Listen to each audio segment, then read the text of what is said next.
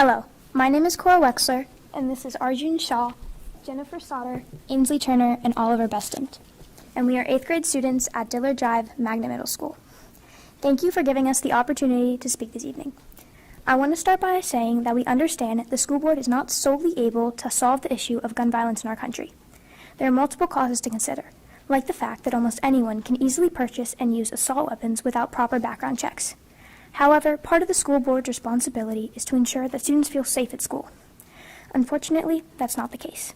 Every time I step foot into school, my stomach tightens with fear. Disturbing images of kids my age being shot flash through my mind. It's disheartening that people's right to bear arms takes away my right to feel safe at school. In my opinion, no average citizen has the right to a semi-automatic weapon. This is why we're here, talking to you. The bottom line is, we don't feel safe at school. This is why we need to get more safety measures implemented into our school. We understand that there are certain improvements already underway, but we need to see immediate action if we want anything to get better. Since the 1999 Columbine shooting, over 352,000 kids have experienced gun violence at school. That's almost 500,000 kids in less than 25 years. Even in the last 5 years, 113 people have been killed and 297 have been injured due to school shootings. However, when looking at statistics, we must keep in mind that these aren't just numbers. These are actual people being injured and dying. Even if they are not physically being injured, they're being impacted in a multitude of different ways. Studies conducted by Stanford's Institute for Economic Policy Research showed that students took a higher rate of antidepressants after a shooting at their school, had much lower average test scores, were more likely to repeat a grade, were less likely to graduate high school and go to college, and had lower earnings than the average earnings of a person in their 20s. With all this in mind, we must ask, what actions are being put in place to ensure our safety? We are aware that there are some measures that will eventually be put in place, but they must be sped up. We cannot just sit idly waiting for these plans to come to fruition years after we have graduated, continuing our constant fear every single day that a school shooting could occur in our school with the result of our classmates perishing. Numerous windows in schools across the county are lacking the basic protection and privacy that would make us feel remotely safe. Countless doors are without adequate window covers, leading teachers to tape largely see-through sheets of notebook paper to their doors' windows in a futile attempt to give their students even the slightest bit of safety. Installing thicker blinds or covering door windows with black laminated paper to prevent outsiders from seeing inside could mean the distinction between life and death. Wake County is 71st out of 100 counties in North Carolina in the percentage of revenue from taxes allocated education and school safety. On top of that, most of the money accumulated from the North Carolina Education Lottery is not actually provided to the schools themselves so they can afford proper safety measures. This must be amended with new policies and procedures so that our mission of making our schools safe is actually attainable. If schools receive more funding specifically dedicated to enhancing safety measures and making the school building more secure, it would truly make a difference. So, with all that's said and done, what have we actually come here to accomplish? We're witnessing other counties and states in the nation take action and investing the money to ensure safety in schools. Two examples would be the Dallas Independent School District in Texas requiring clear backpacks for all students, and the Hemet Unified School District in Southern California starting to transition to electronic door locks on classrooms. These are actionable steps that other places in the country have taken, and they could easily be enacted here in Wake County. We've come here to show you that we, the very people your goal is to protect and support, do not feel safe with the current conditions that we're left with in our schools. Our requests are quite reasonable. These solutions, as we know, won't magically solve everything, nor do they represent the entirety of the problem, but they're a starting point and a step in the right direction. We have to start somewhere. We hope that you take these issues we've presented today into consideration and that you view our words as a wake-up call to the tremendous growing issue of school safety. Thank you for hearing us out tonight, and I think I speak for all of us when we offer our condolences for your loss.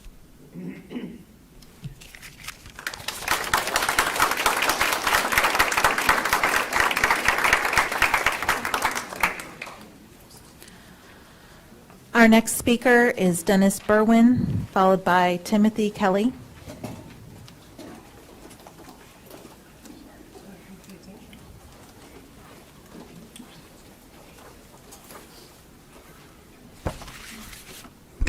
I did not expect to be first. Good evening, ladies and gentlemen. It's been a long time since I spoke here. Sadly, in the interim, not much changed. For 7 hours each day, guardians of precious lives expect those students back to wherever home is in hope those growing lives were enriched. As parents, now grandparents, and taxpayers, there's a seemingly simple expectation that the day pass safely and you offered new knowledge to them. Ideally, moments with educators expanded and instilled their love for learning, not just the required facts and figures that we as a shared society value, but a spark that becomes a raging fire for lifelong inquiry. That, simply put, is your mission. What's actually happening? Failures. You rely over and over on the same educational experts with no real positive change in academic outcomes. Did relying on experts during the Wuhan flu teach us that relying on experts is the best idea? Shuttering schools multiplied learning losses. I realize as elected board members, you're not necessarily experts in education. Do you realize that? Perhaps you should trust those in the classroom more. Perhaps, and this is an unpopular opinion, you should trust parents and guardians more. Is there something you dare not say to us about what you think about us as guardians, parents, and grandparents? You've enriched the educational consultants, grifters, really. They may have good intentions, but the actual results are plain to see. Results? Dismal. More suicides, increased promiscuity, and licentious behaviors, lower academic results. Spending time and resources on everything except inquiry and learning. Our schools' medical facilities? When did it become your job in any way to supplement what local government doesn't provide? It didn't. Take an honest moment of self-reflection beyond your pedagogic bubble. Is what you're doing and what you've been doing truly effective? Has the academic setting bitten off more than it can chew? Are you trying to do things never envisioned to be done by a board of education? Interfering with teachers teaching, interfering with parents parenting, and allowing elements of fringe groups to run rampant in our schools. I also thought public schools were for everyone, which makes things challenging. When you let small demographics act as though they represent the whole, you failed. Tossing around words like inclusion, diversity, equity, while simultaneously altering their meanings and enabling extremists to feel better about themselves. At the same time, the policy-making part of this board ignores increasing rates of suicide and the many voices silenced by inclusive and abusive demands. It's like a self-fulfilling prophecy. It's sad and it's wrong. It doesn't do anything to guide students to love learning. You treat children like adults. That's abusive. Some like to paint those who come and share these concerns with you as a minority or somehow radical. We respect and include you while you close your ears and eyes to common sense and protection of the vulnerable. You can do better. Thank you. Our next speaker is Timothy Kelly, followed by Janet Peterson. You stole my thunder, ma'am. You didn't realize it, but you stole my thunder when you talked about safety in the tower. You don't realize it, but Proverbs 18:10 talks about the tower and the safe space of the tower. The schools are that safe space. And where did those children go? They left, okay? So I'm going to piggyback off what those kids said, all right? At 17 years old, I went through the Marine Corps Infantry Training Program. Learned one word. It was drilled into our heads. It's called perimeter. You have an armed deputy standing right over there on your perimeter, right? Her job is, if I was to violate your perimeter, her job is to come and put me in custody, right? Yet you don't give the students that same equal protection of an armed agent on the perimeter. Does that make sense? But you'll sit here, teachers will sit here, administrators will sit here, and my dad was a superintendent of schools, and he was also a pastor. So I've had a lot of book knowledge come into my head. Perimeter security is everything. If you don't stop that threat, whether it's a gun or a knife or a ball bat, at the perimeter of the school, once they're inside, it's too late. We've seen that in every single time. You said it yourself, sir, life is what? Precious. And every one of those kids are precious. They're our future, to sound cliche. And we don't protect them. We have scanners, we have ID cards. That's all great. It's a great start. But in my world, I specialize in perimeter security. I guard people for a living, doing close protection work. I was a police officer in Rochester, New York. I worked in the Marshals Service, guarding judges. What was the one thing that was drilled into our heads at every one of those career paths I took? Perimeter security. And if you're even in any way questioning it, go back about a month ago in Raleigh, and what happened? Because y'all know what happened. They had a man with a rifle coming down the street. Raleigh police responded, and what did the Raleigh police do? They killed him before he got to the school. They got him on the outer perimeter because they knew where he was going. Nobody wanted to say it, but they knew where he was going. So if you're not sure about how to provide perimeter security, you need to do your research, folks. It's not complicated. You put an armed sheepdog, all right, on that perimeter. And that armed sheepdog protects that school so that active shooter doesn't get through the perimeter to the building. Thank you. Our I have next to go now speaker because I have to go is do a perimeter Janet survey for a company, so. Peterson, followed by Lana Witt. Janet Peterson, followed by Lana Witt. No, it's called a sheepdog. It's a term. You know what a sheepdog does? They protect people on the fence line. That's what it is. Hi, I'd like to say if there are any children watching this to please leave while I speak.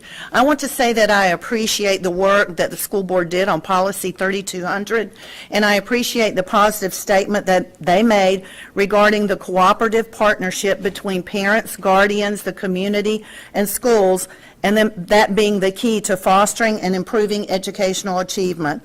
And I appreciate that you acknowledge that when you develop the principles governing selection of instructional materials. That's a mouthful.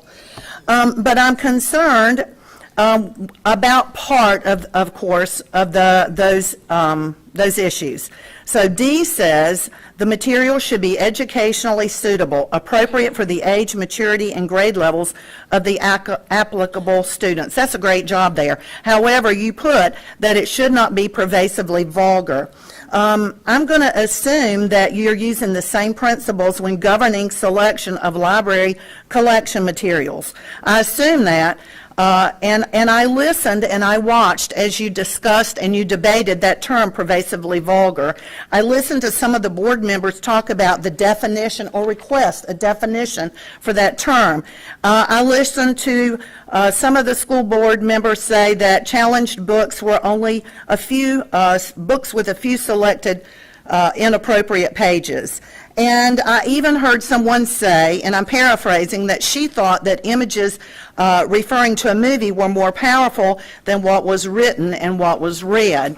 And so I would like to remind you that a PG-13 movie only allows one curse word, and a PG-17 requires parental presence, of course, as does PG-13. This is a book that is in Wake County Public Schools, and I would like to know if this book would be considered pervasively vulgar. That book is A Court of Silver Flames. I would also like to know about this one, Push. And I ask the public to take a look at that as well. Would this be considered pervasively vulgar? Maybe perhaps this one would be.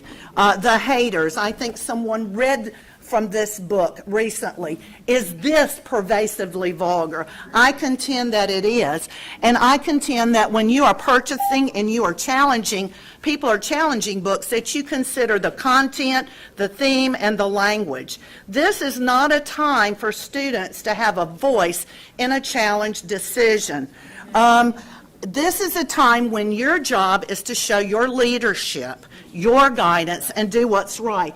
And here is the word count from Lawn Boy, one of your favorites. I don't want to read it for the children's sake. Our next speaker is Lana Witt, followed by Becky Lou Hobbs.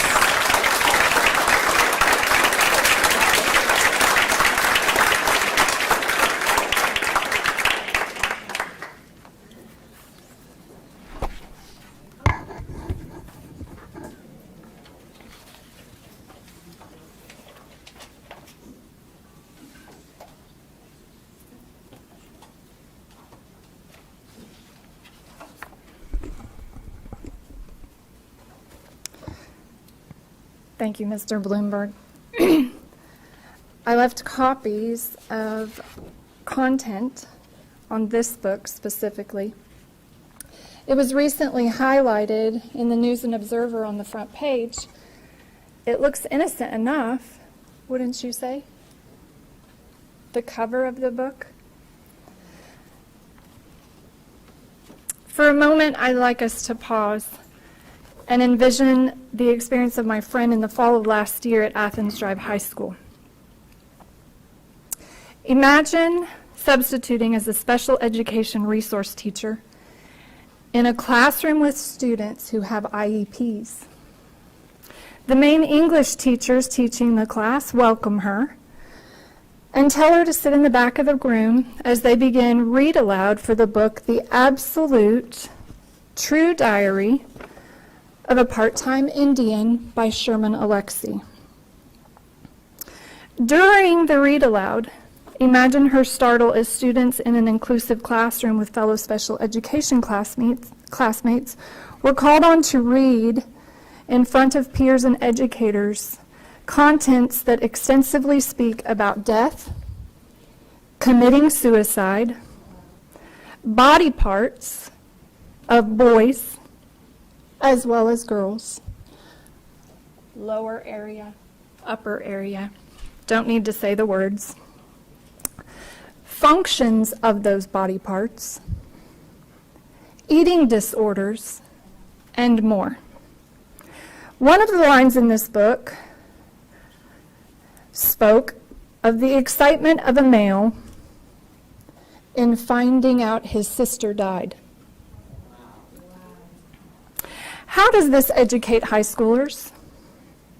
And more important, what's the impact on the mental health at any age, the substitute, which you have a hard time retaining,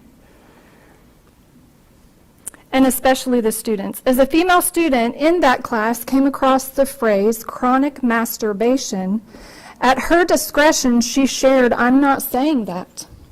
A fellow male classmate said, "I'll say it," and read the words aloud. The teacher then affirmed the male student for reading the words. As a former educator to educators, a few questions arise for me. Who's accountable for this material being in that classroom with special education students? Were guardians and parents informed in a timely advance about the contents of this book and given the option to opt in, not opt out, opt in? And how did the lack of affirmation of the female student's discretion impact her and her classmates? What are the lesson objectives and the outcomes for reading such books? Our next speaker is Becky Lou Hobbs, followed by Jessica Lewis.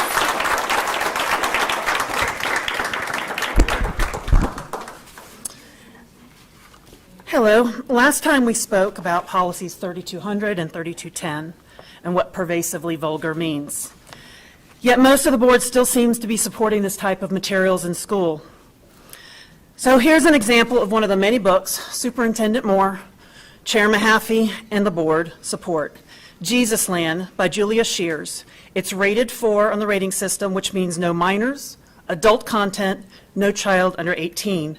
Yet it's in 6 of our high schools. The book depicts attempted rape, incest, sex.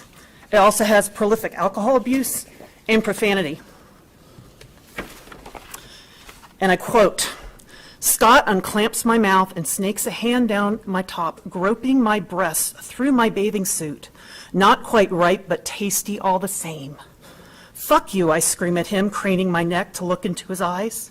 Brad and Todd are now both yanking on the waistband of my sweatpants, trying to force it over my hips.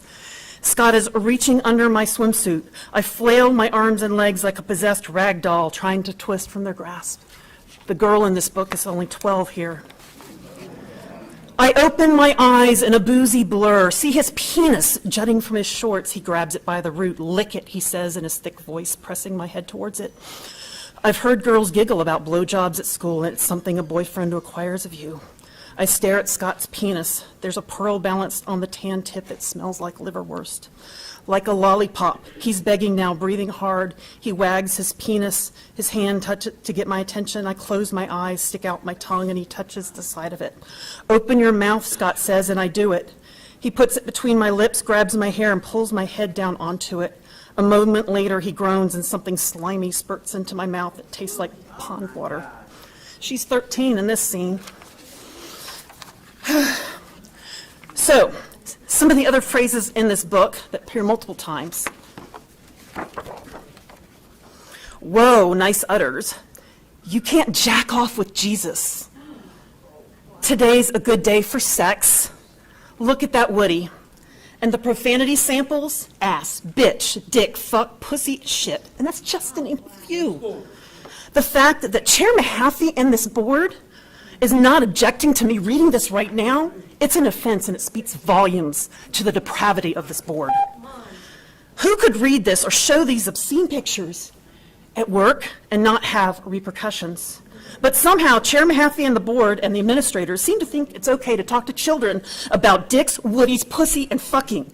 It's educational and they want to keep parents out and not know. This is what is pervasively vulgar. I just gave you a sample.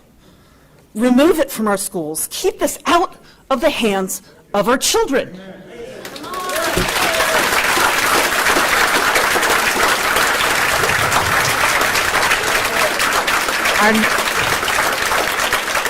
I would like to remind folks that these 3 minutes are protected by the First Amendment, and there were different guidelines posted at the front. Please respect the speaker that is speaking and allow them to be heard. Our next speaker is Jessica Lewis, followed by Crystal Amanchuku.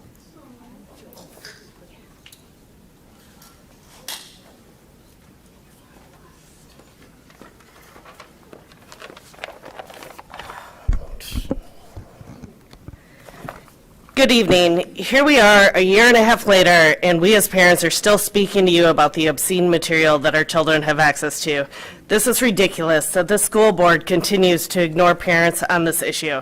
The book, It's Perfectly Normal, is in Lincoln Heights Elementary School and middle schools including Leesville Road, Davis Drive, Carroll, Centennial, Wendell, also at Low High School. This book is supposedly for ages 10 and older. It instructs young children about puberty, sexual intercourse, STDs, pregnancy, abortion, sexual abuse. It contains illustrations involving sexual activities and nudity.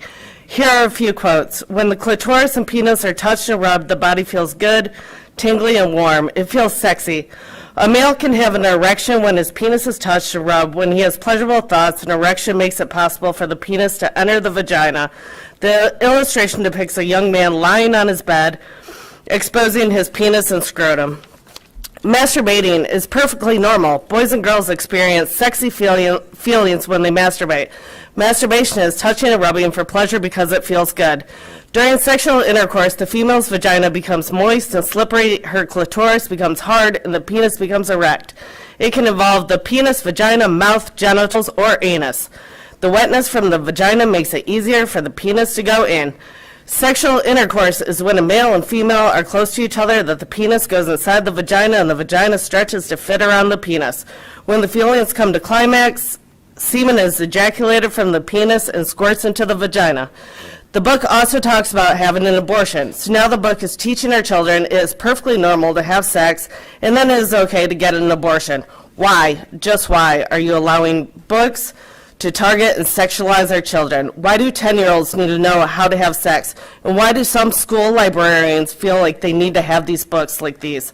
Your argument is that you do not want us telling children what they can or cannot read. The street drives both ways, and I do not want my children having access to books like these in the school system. The definition of a groomer is someone who builds a relationship, trust, and emotional connection with a child so they can manipulate, exploit, and abuse them. Librarians, teachers, and school board members that do not protect our children from harmful material are groomers that do not need to be around our children. Policy 3200 states instructional materials should be appropriate for the age, maturity, and grade levels of the students and not be pervasively vulgar. This book does not align with your policy. Remove it now. As a parent, I cannot believe we are still having to defend this issue. It is past time to stand up and protect our children from groomers. Or are you the groomer? And that is why parents want school of choice for their children. The choice is yours. Make the school system about academic performance, or the school system will die in the name of diversity, inclusion, and equity.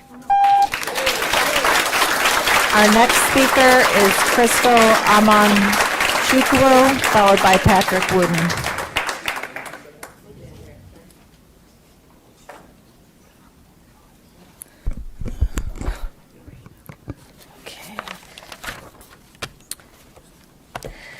Thank you for the opportunity to speak today. I am a lifelong North Carolinian. I've been in Wake County for most of my life and received my middle and high school education right here in Wake County Public Schools.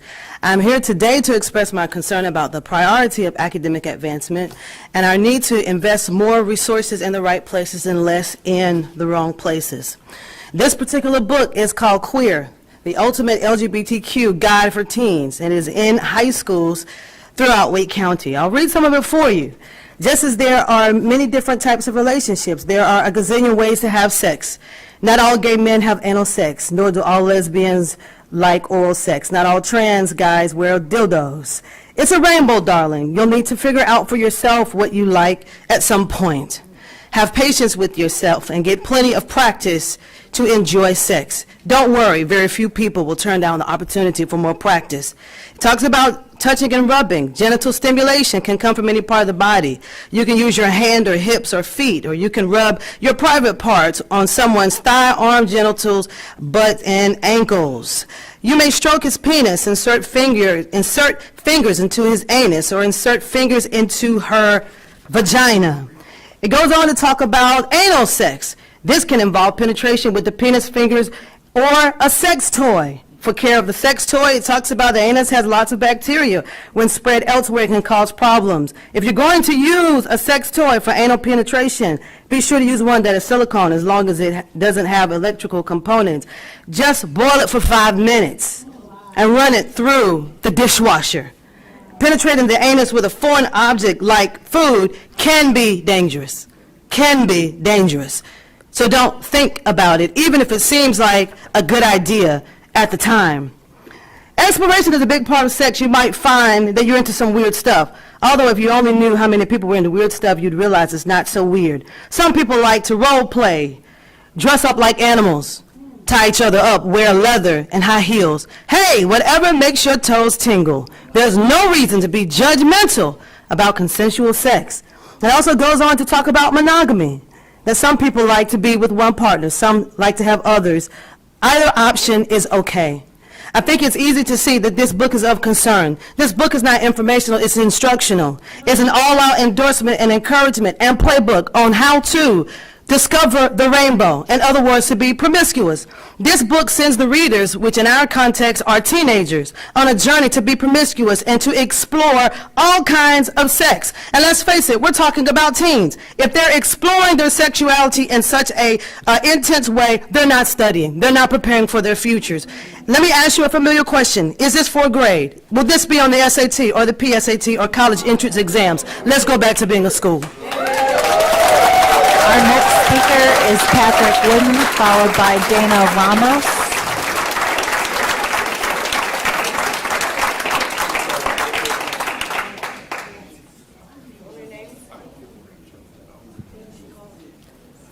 Patrick Wooden.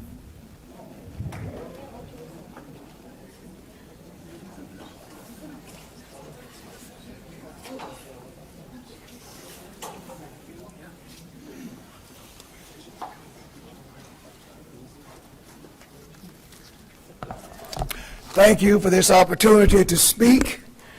And I want to take the time to first wish everybody a happy Jesus Pride Month. For the month of June, we have designated this month to Jesus Pride because we love the Lord and we believe in biblical principles, and we're glad to wish you a Jesus Pride as you wish the rest of us a Pride, Happy Pride Month. Now, I'm standing before you today as a grandfather. I have wonderful grandkids. I have one who is in the age group of this book when Aiden became a brother. And when Aiden was born, everyone thought he was a girl. But once he came out as a trans boy, Aiden and his parents fixed the parts of his life that didn't fit anymore, and he settled happily into being himself. Aiden didn't feel like any kind of girl. He was really another kind of boy. Now, this book is for kids 5 years old, 6 years old, so forth and so on. And this book is available in 31 elementary schools in our county. This is garbage. And whoever is responsible for this ought to be ashamed. And I want to say this. There is a judgment day coming, but there is evidence that the God of the Bible is passing judgment. When God passes judgment, you know what he does? He gives people over to vile affections, vile thoughts, when they reject his truth and decide no matter what, they're going to believe what they want to believe anyway. You know what God says? He says, have at it. And it's evident that in many cases, I'm seeing judgment pass, because there is no way anyone in their right mind can argue that the things that we're hearing today that's being placed in our high schools, elementary schools, middle schools for kids to hear and read and practice has anything to do with making them better, making America better, making our neighborhoods better. This is trash.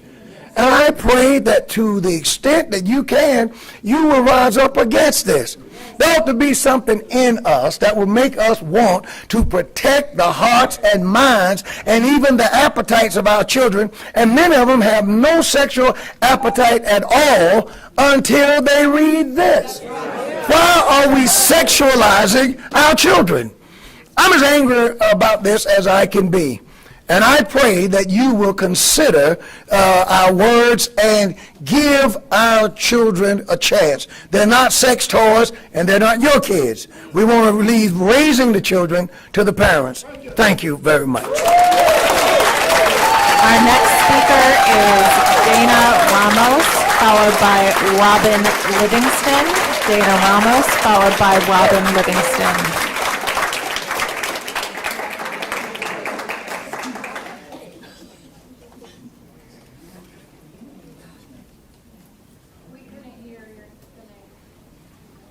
After every speaker, I am saying the names of the next two folks, so please listen. Dana Ramos, followed by Robin Livingston. Okay, my name is Dana Ramos. I'm a Wake County parent and taxpayer concerned about certain reading materials in some Wake County schools. This is not about banning books that remain widely available, but it's about keeping inappropriate sexual books out of our schools.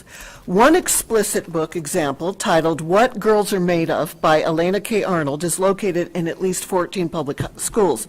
I will read some of it for you now.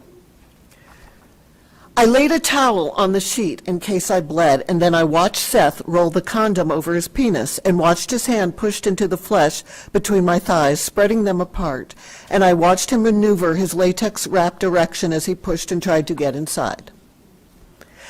If Seth wants to have sex and I'm on my period, I'm the one to suggest that I give him head. It's the way his fingers look glazed like donut after they've been inside me. So you know the girl I'm dating, Nina? No matter how much we do it or how long I lick her, she just can't come. I pull him out of his underwear and he's soft in my hand. I open my mouth and pull him into it, and I pull and suck until he grows hard and makes sounds that means he likes it. And I keep going, and when he says I'm going to come, I don't pull away. The jet of him is warm and salty and tastes like thickened sweat. I let my knees splay open and find my slit with my fingers, the soft hooded nub at its apex, and I guide the red rubber ball against it. My back arches and I hiss in a breath at its first wonderful, terrible contact. A jolt of pleasure shoots through me, so different from the jet of warm water that pours from the shower head, so different from the press of my own hand, so different from the wet lapping of Seth's tongue. There's much, much more. Why is vulgar erotica in our schools for minors?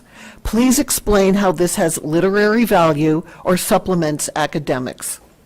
Again, this is not about banning books. A parent or teenager can buy this book and find it in public libraries.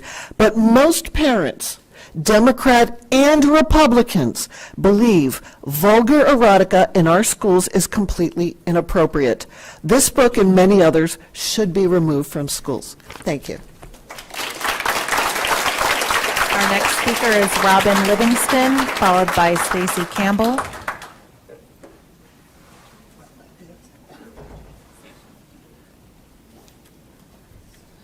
Good evening.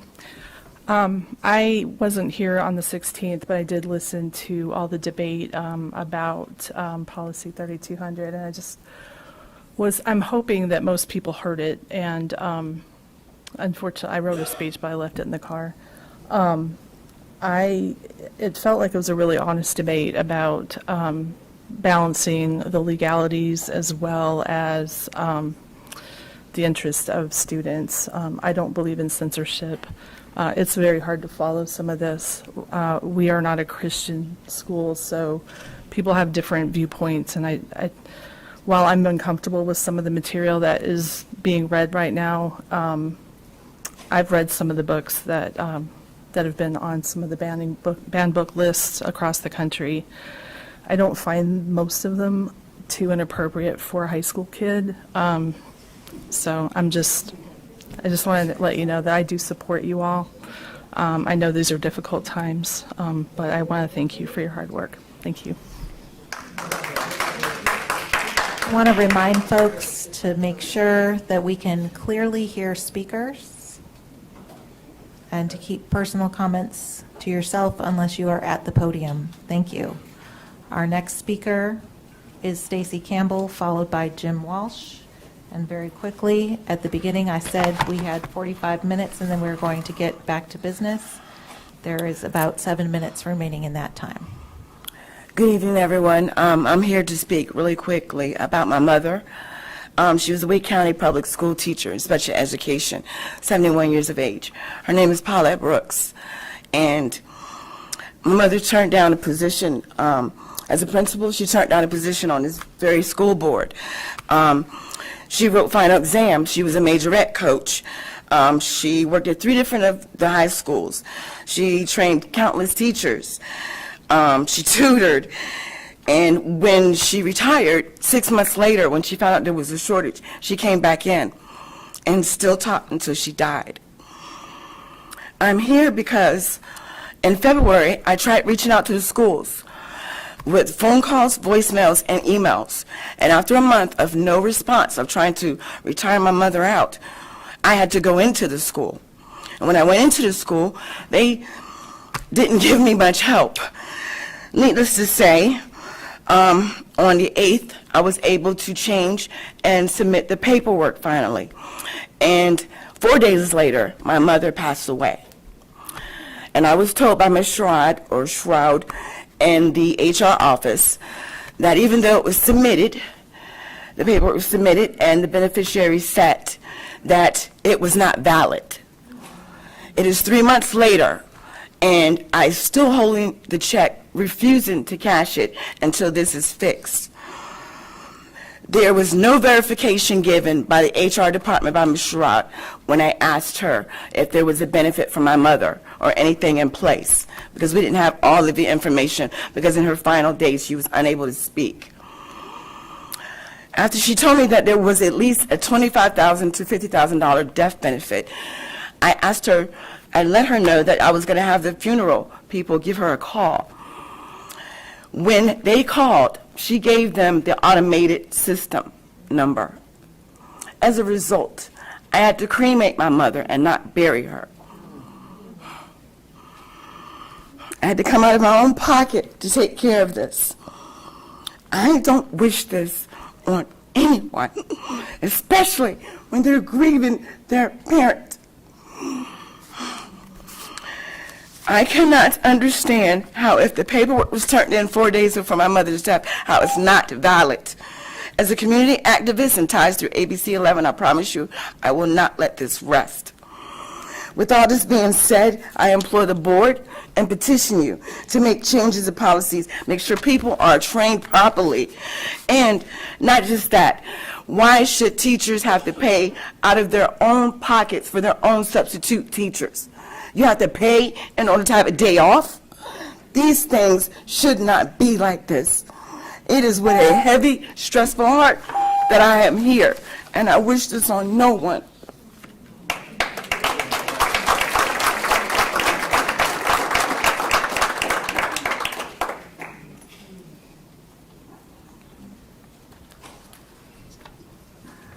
Jim Walsh, followed by Susan Book. All right, let's play a little hypothetical for a couple of minutes. Teachers or other employees are overheard having the following conversation while at school. Hannah, when did you first start watching porn? Oliver, very young, probably 12 or 13. It's actually quite sad for me to think that by the time I'm 25, I'll spend half of my lifetime watching porn. It developed after I started masturbating. I overheard boastful comments in school from more alpha male lads in the class about masturbating 3 or 4 times a day and watching porn. I took it quite literally and began to think I should be doing the same. It led me to watching more and more porn to get the same effect. I ended up watching a lot of hardcore pornography, although by the end, I settled on watching the same 8 to 10 videos each time, a bit like an alcoholic who only wants one drink. I've watched everything. I'm a cisgender straight man, about 1.5 on the Kinsey scale, but I have gone through pretty much all of it. Wow, that would be a terrible scenario to hear from teachers or school employees while on school property. Would policy 3200 regarding pervasive vulgarity be taken into consideration and the teacher or teachers suspended or even fired? Or would it be overlooked like the book Doing It Right by Hannah Witten, which is at 9 Heights schools from which I just read? Has the school board, in its efforts to redefine policies, define them such that if applied to material housed in the facilities, would be suspended? Or are you setting a new standard that pornography, obscenity in our schools is the new norm? We know that pornography is to the mind like what it was stated earlier about alcohol. You never are freed from it. Are our schools going to be the roadway of our children becoming addicted to pornography? Would you like to stand up and state that happened on your watch? Thank you. Our final speaker for this portion of the evening is Susan Book.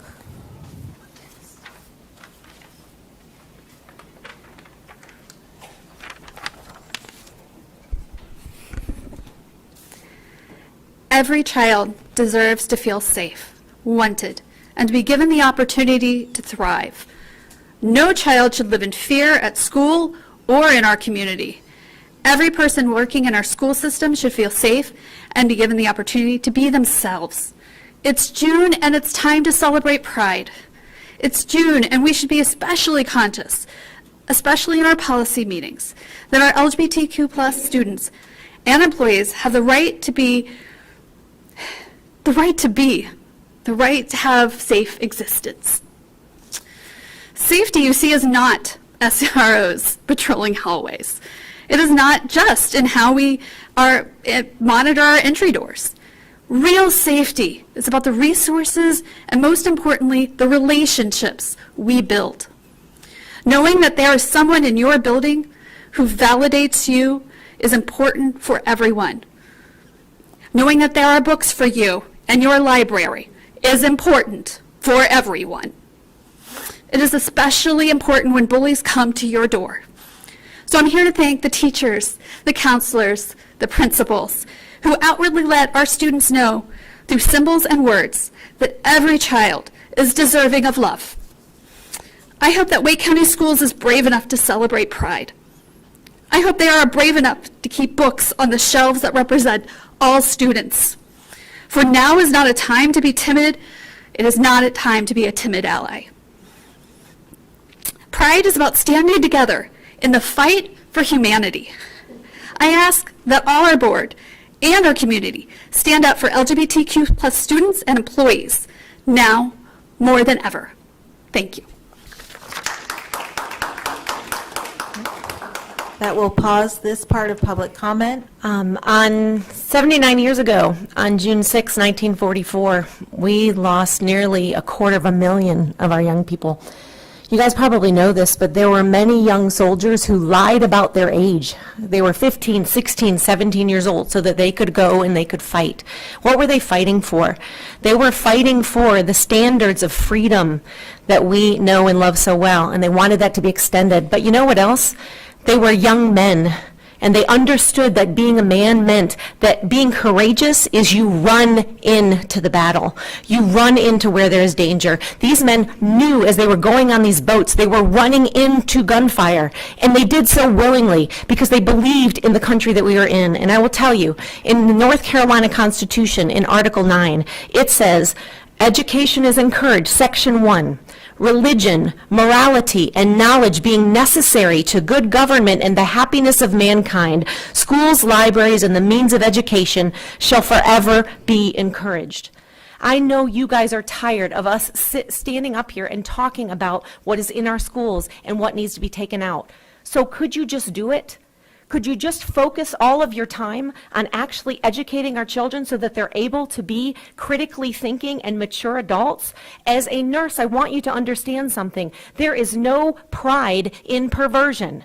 What we should be proud about is the fact that we are people of character. You talked today about Swift Creek Elementary or Middle School, wherever it was, that was talking about the issues of character development. That is what we need in our schools. They need to know that they are responsible for themselves. They need to know how to think. They need to know that they are going to be able to compete on the global marketplace. We are not able to compete. We can brag all day long about how we have such high graduation rates, but last year 50% of those that graduated in Wake County schools could not pass their reading and math exams. That is a travesty. It is a crime. And by the way, when we're talking about crimes, there is a statute in North Carolina that says it is a Class 1 felony to allow this stuff that talks about sexual intimacy, that talks about it with minors, that you're giving it to them. Listen, I'm a nurse. I have come here for 5 years, and I've told you there is a way to teach children about what the changes that are going to happen to their body, but I want this to be heard. All children are trans. They're transitioning from childhood to adulthood. They are the ones, there's no child that feels like a man or a woman. So allowing them to make decisions about their life or who they're going to love or to know about the lifestyle choices of adults is abusing the child's mind at that time. We should not be doing anything to our children to impede their natural progression of maturity. Guys, puberty is a natural maturation process. It is not a disease. It does not need a treatment. What it needs is children need to be guided through it to understand that they are normal Our if next they don't speaker like their is bodies and the LaShonda changes. Williams, followed by Mark Peterson.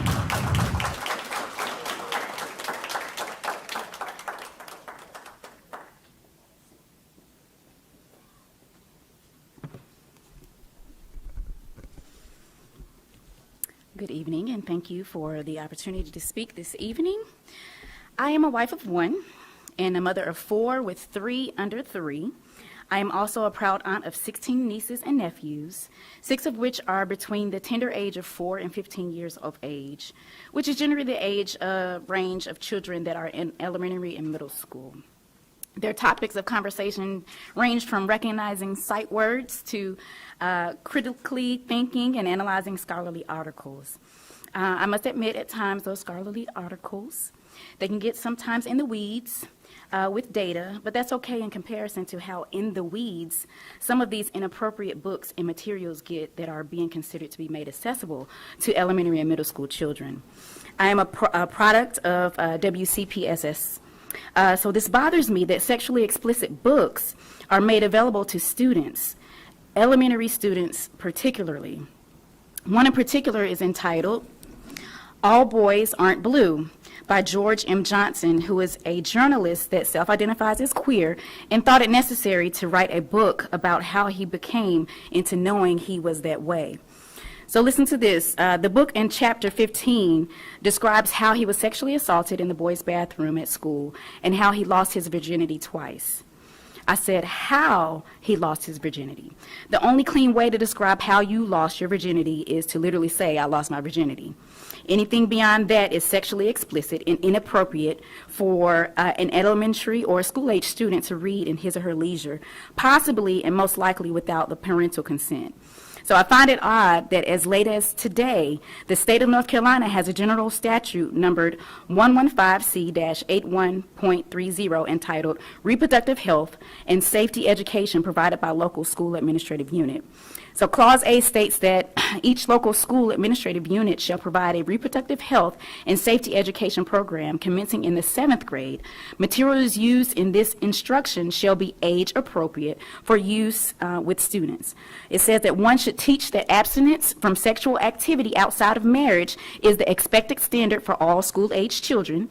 Number 2, it says that you must present techniques and strategies to deal with peer pressure and offering positive reinforcement. Number 3, present reasons, skills, and strategies for remaining and becoming abstinent from sexual activity. Number 4, it says teach that abstinence from sexual activity is the only certain means of avoiding out-of-wedlock pregnancy, sexually transmitted diseases when transmitted through sexual contact, including HIV and AIDS. And the list goes on. And it requires parental consent.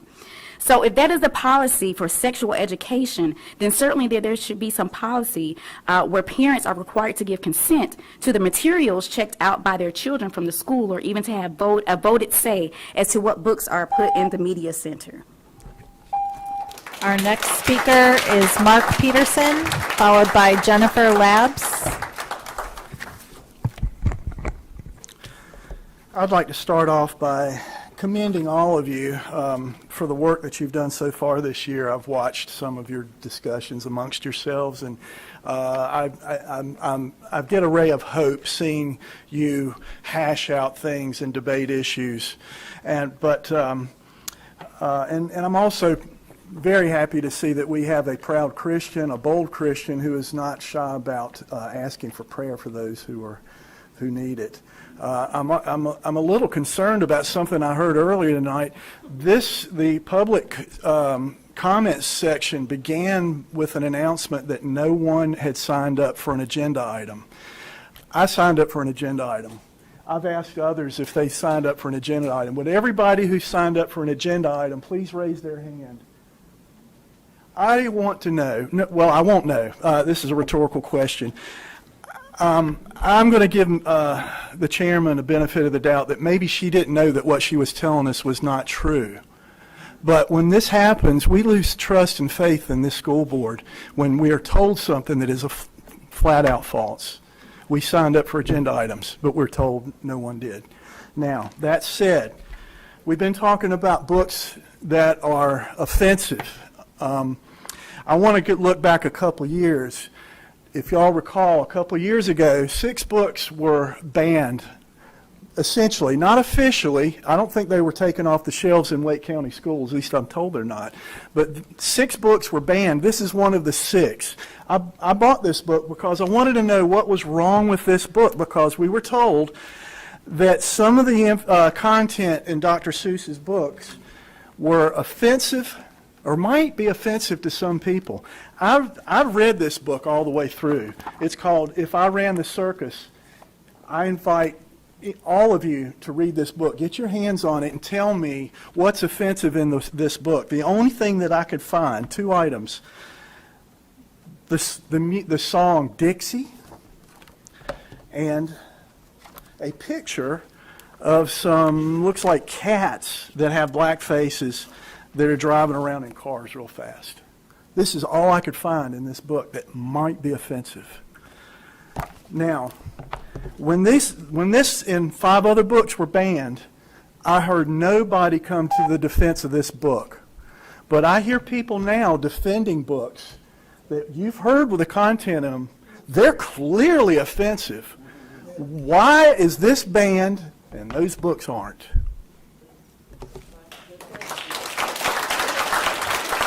Our next speaker is Jennifer Labs, followed by Tess Boade.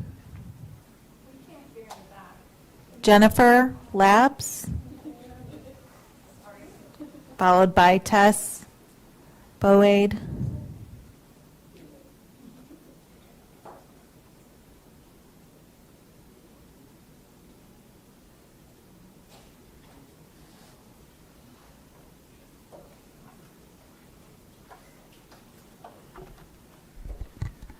Thank you, Superintendent Moore, Chair Mahaffey, and school board members for allowing me to speak today. My children, my husband, and I moved to Wake County over a decade ago, intentionally because of Wake County Public Schools. My husband's a teacher. My 2 children are in elementary school in a school downtown. At a school book fair that I was volunteering at 4 years ago, my friend Heather Scott and I were talking, and we talked about something we were really passionate about, which was schools. It was really hard for me to hear that about her family today. So thank you for sharing, and thank you guys for putting her and her family in your prayers. So I've been following the school board meetings ever since. I've listened to them. And I got brave enough last time to come and actually sit. And I'm glad I have, because things have changed since I was a child going to school. And you know what? That's a good thing, because there are many highly qualified people that go into careers dedicating their lives to serving our children, and that is so important. I love Wake County Public School System, and I want it to continue to grow stronger. My reason here for commenting today is that I want to tell my support for having all of the positions filled with highly qualified adults in our schools. I think that will really help keep our schools strong. I know that the pandemic was a bit difficult on a lot of people, and I know that many decisions that you guys have to make, there aren't A or B answer. There's always somebody that will be disappointed or feel bad, but I implore you as school board members and elected officials, look at the good and how you can work together to keep it strong. I will end by saying I walked into the kindergarten room of my children for the first time, and they said, "Tell your feet to walk." And I'm like, "What is that? Tell your feet to walk?" I'm like, it was instead of telling the kids, "No running." Well, if you hear the message differently, if you tell your feet to walk, that is such a different way to go about doing things. Our next speaker is Tess Boade, followed by Marlenas Hernandez Novoa. Is Ms. Boade still here? Marlenas Hernandez Novoa, followed by Amy Marshall.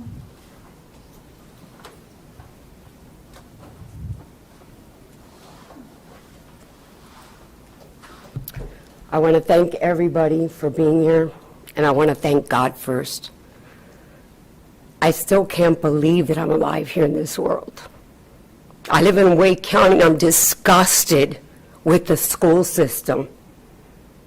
I pay property taxes and state taxes, and I'm more disgusted that I am on the streets as a frontline paramedic and a firefighter risking my life while everybody sits here, kids or no kids. I have 4 kids.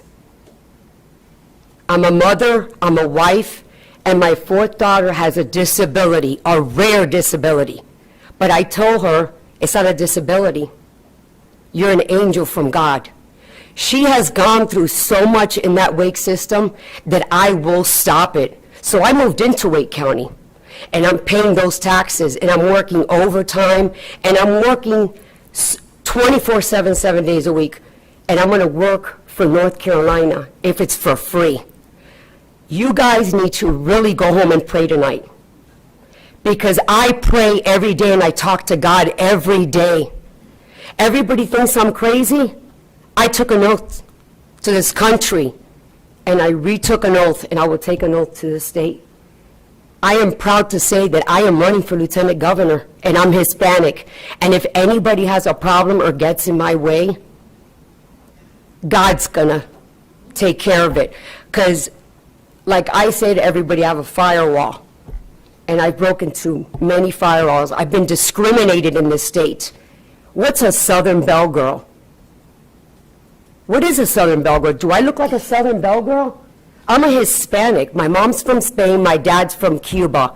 Mental awareness. My dad took his life in the pandemic. I will fight for every kid in every place in North Carolina. I've been everywhere in North Carolina. I talk on the phone with parents. I go to schools and I talk to kids. I took an oath to God, and I am here for the kids. Parents, everybody in this room, if you're a parent, what goes inside your house, you guys are the ones, you're the first ones that need to teach your children. Teachers are out there putting their lives, we're out there putting our lives. I don't even care about money. Money's paper. I don't care if you're Democrat, if you're Republican. I don't care. I was born here, and I'm going to die here. And I moved from Florida, so I am glad for what I stand for, and God is going to be with me and with all of you guys. And please pray. Pray every day more and more. I thank you, and go with God. Thank you so much. Amy Marshall, followed by Margaret Hamilton.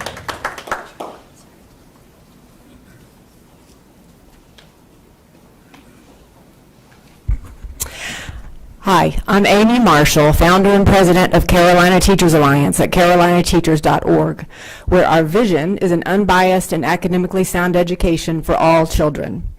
We at CTA are an educator association serving North and South Carolina with national affiliate American Teachers Alliance at americanteachers.me. We're a 501c3 public charity, nonpartisan, nonprofit organization. I'm here today on behalf of our Wake County CTA members, first to announce our student scholarship opportunities for Wake Public Schools graduating seniors. CTA is providing a total of $900 in scholarships to 2 students, and the application period is open until June 23rd. We are offering first a Hometown Heroes $400 scholarship to seniors who are children of U.S. military members or police officers. We're also offering a $500 members-only scholarship to a child of CTA school staff member. GPA requirements for those are 2.75 for each scholarship. I have a flyer for each board member, and if you could pass on the info to your district principals, we'd appreciate it. Students may visit carolinateachers.org to apply. The second reason I'm here tonight is regarding your proposed changes to Policy 3210 regarding the objections to instructional materials. The board's proposed policy changes would block parents from objecting on previously approved material, which is unconstitutional. Parents must be able to object to curriculum. Additionally, the board's proposed changes to 3210 would place the decision-making authority about whether a book is obscene or not with children, which is not only morally wrong, in this case, it violates North Carolina child exploitation laws, namely Statute 14-190.17, second-degree sexual exploitation of a minor. That statute states a person commits the offense of second-degree sexual exploitation of a minor if he or she distributes, transports, exhibits, receives, sells, purchases, exchanges, or solicits material that contains a visual representation of a minor engaged in sexual activity. Violation of this statute is a Class E felony. There's no question that Wake County Public Schools is already in violation of this statute. But by allowing retention of the pornographic books in the schools that contain images depicting oral sex between minors, putting children in charge of reviewing pornographic books is irresponsible and a dereliction of duty. The innocence of children must be protected. If you allow students to be the decision makers on the pornographic books, you're not only violating the child exploitation laws, but you are stealing the innocence of a child. We urge you to reject the proposed changes. Thank you. Our next speaker is Margaret Hamilton, followed by John Amanchukwu.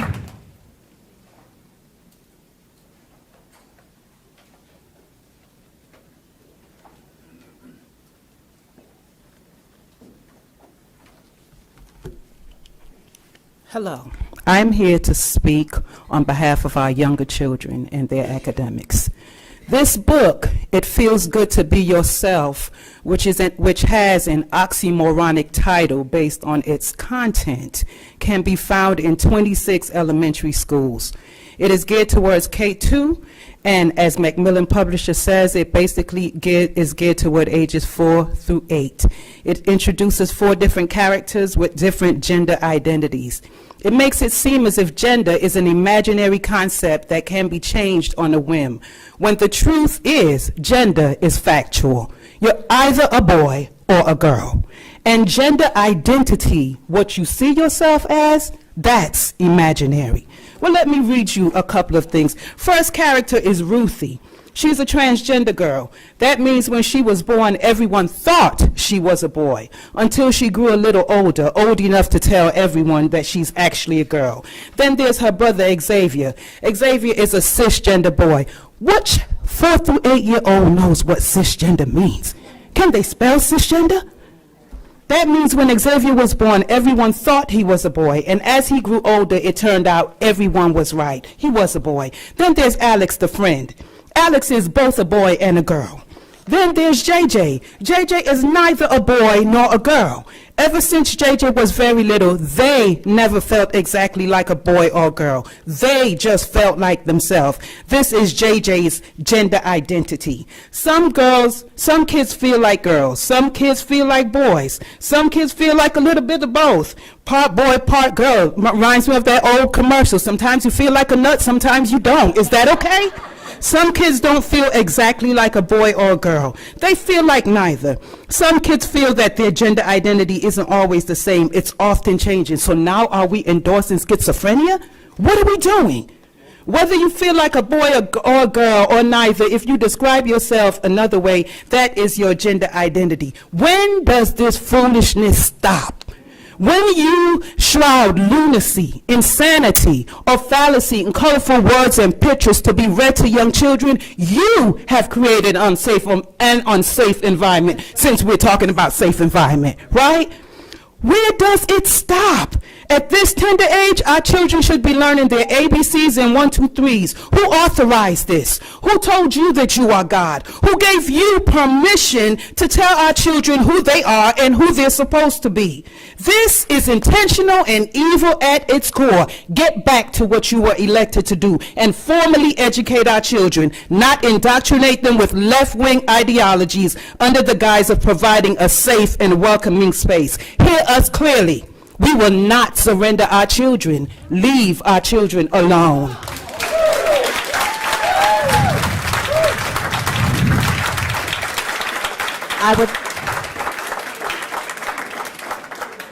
I would like to remind members of the audience to show respect for the speaker by refraining from loud comments or other disruptions, whether you agree or disagree, so that the speaker may be heard. Our next speaker is John Amanchukwu, followed by Leah Carson.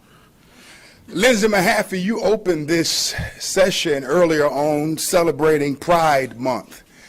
And so I brought a book that I read from about a month ago called Jack of Hearts and Other Parts to read, I guess, part 2 of a message entitled, Who Are the Perverts?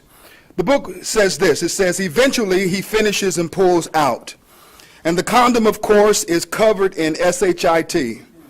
And he gets mad at me like it's my fault. I don't know about how to clean up down there. He makes me take the crap-covered condom off and flush it. And then he showers alone. When he gets out of the shower, he frowns at me and goes, "You're still here?" Anyway, here's my advice to you. Make sure you want to do it, because it's going to be uncomfortable at first, for sure.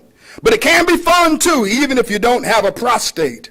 There are nerve endings and pressure. Just make sure you've taken an SHIT beforehand and cleaned after, preferably with soap and water in the shower, because if you gotta go while he's inside of you, it's going to come out gross.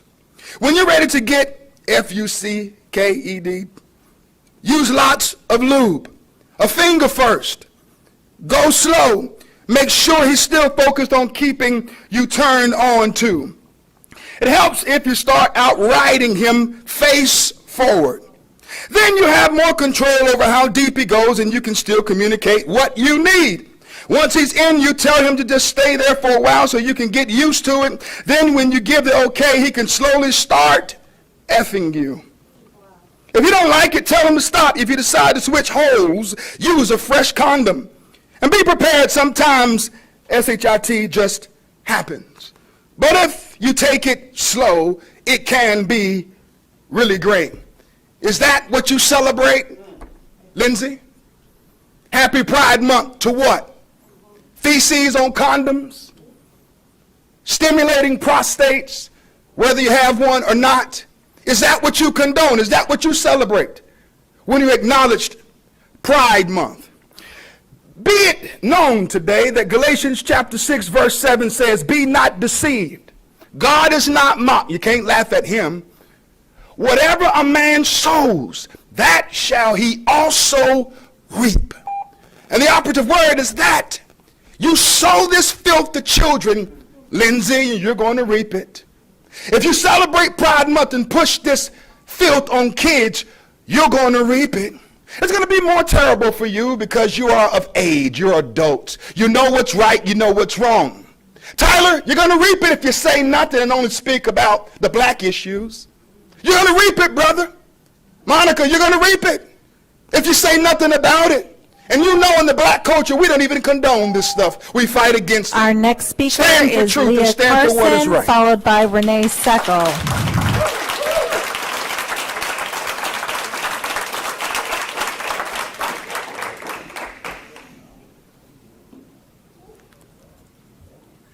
I'm here to speak up for our children and our youth.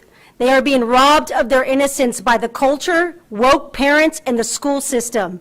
They are being taught and pushed an over-sexualized indoctrination that tells them that they are a mistake and the wrong gender.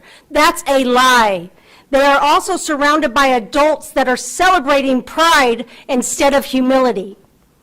LGBTQ makes up of only 3% of the population, but it's being pushed as if they are the majority, while the majority are being mocked and dismissed.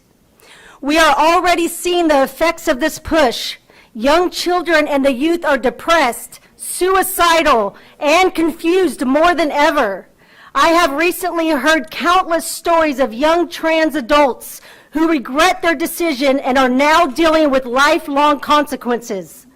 Consequences from cutting off their body parts, blocking their natural growth and development process, getting several irreversible surgeries, and taking lifelong medication. They now deal with mental torment, depression, and suicidal thoughts, all because they were taught to hate their God-given genders. The children's books, as you heard today in the public libraries and schools, are explicitly teaching kids how to have sex and to question who they were born to be. It is scientifically proven that our brains do not fully develop until we are 25 years old.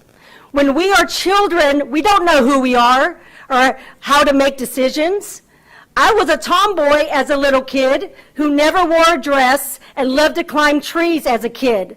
And I'm so grateful my parents and my school did not tell me I was the wrong gender and change my gender, because I love being 100% woman. You cannot blame guns for the school shootings by students. You must blame their mental health due to all this indoctrination. Growing up, I never heard of school shooting until Columbine happened. That was the very first time you heard school shooting. Now it's become the norm. This agenda targeting our children has to stop before we have a world filled with hopelessness. Our next and final speaker of the night is Renee Seckel. I'm not sure how to handle this, but could we ask the speakers to pick up their trash first? Thank you.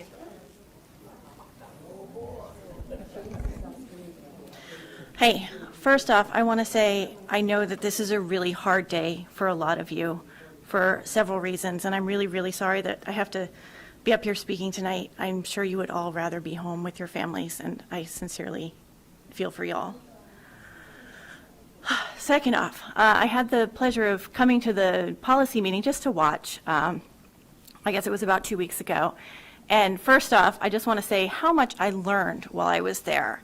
Because in watching that meeting, you learn some from coming to these meetings, but in watching the policy meeting, you see like something just as simple as a visitor system actually has a lot of thought and care that goes behind it and a lot of moving parts. And so I really appreciated the work and the thought that you guys did in that policy meeting and how it's really kind of brought home the enormity of the task that you all have and the seriousness with which you take it up. That said, I do have some suggestions to add to the policy that you were considering in the last meeting. Forgive me, I don't have the number, but it was about challenges to materials. There are 3 suggestions I would like to make. First, I appreciate that the policy requires that the challenging parent or guardian actually have a student in the school. That is a good and smart decision. I would also ask that the policy require the parent or guardian who is complaining about a material attest that they have actually read the challenged materials in their entirety before filing their protest.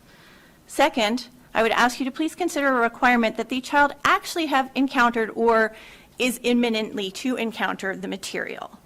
That could maybe ameliorate some of the outrage farming that we have been seeing, tonight. So that folks wouldn't just crawl through the libraries looking for something to be mad about, but actually have something that their kid might actually have seen or taken out of the library. And third, I would ask that the policy be amended to include a right for parents who are not complaining to know that a challenge has been filed and to appeal a decision to remove a book. I understand that parents who file a complaint and don't get what they want can appeal all the way up through the school board, and that there is some, I didn't quite understand the policy, there's some mechanism by which the school itself can appeal. But I would like for other parents to have that right too, to support their librarians and the teachers and the reason that those books were there in the first place. Thank you very much. This concludes public comment.